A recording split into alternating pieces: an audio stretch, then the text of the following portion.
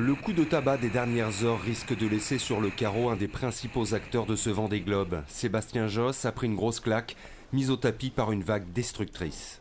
La déferlante, elle s'est abattue sur le bateau. J'ai vu comme le roof il s'est enfoncé, comme la cloison elle a cassé. On l'entend pas arriver, on l'entend juste quand il y a l'impact sur la coque. Et voilà, c'est déjà trop tard. Tout ce qui est dessus, il passait dessous. Tout ce qui était dessous, il passait dessus. Il y a de la bouffe partout, des fringues partout. Il y a tout qui est explosé. Pour l'instant, j'ai un safran qui dit bonjour à l'autre, donc je peux pas aller où je veux parce que le bateau, je peux pas le contrôler. Le skipper de Bitty accuse le coup. La poursuite de la course dépend de l'état de ses safrans.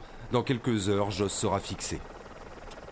Si le système de safran il est valide, et ben on remet le clignotant à droite et on continue. Et si le système il est pas valide, et ben on met le clignotant à gauche et puis la course est finie. Je crois qu'il n'y a pas d'autre alternative que ces deux solutions-là. Beaucoup moins grave pour Roland Jourdain, mais tout de même, avec une opération porte ouverte aux déferlantes et Veolia transformée en jacuzzi. Il m'est arrivé une bonne galère quand même.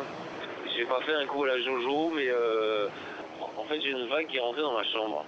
J'étais en train de dormir, et puis poum, il y a une déferlante qui a explosé, et j'ai 300 litres d'eau qui sont rentrés à l'intérieur du bateau, quoi.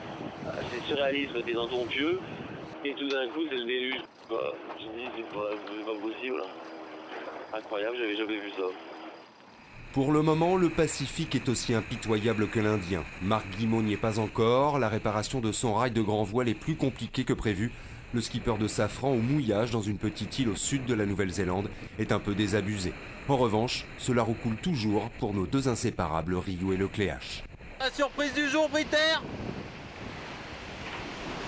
Après 48 jours de course, hop là, attention, on monte sur la vague, et le voilà.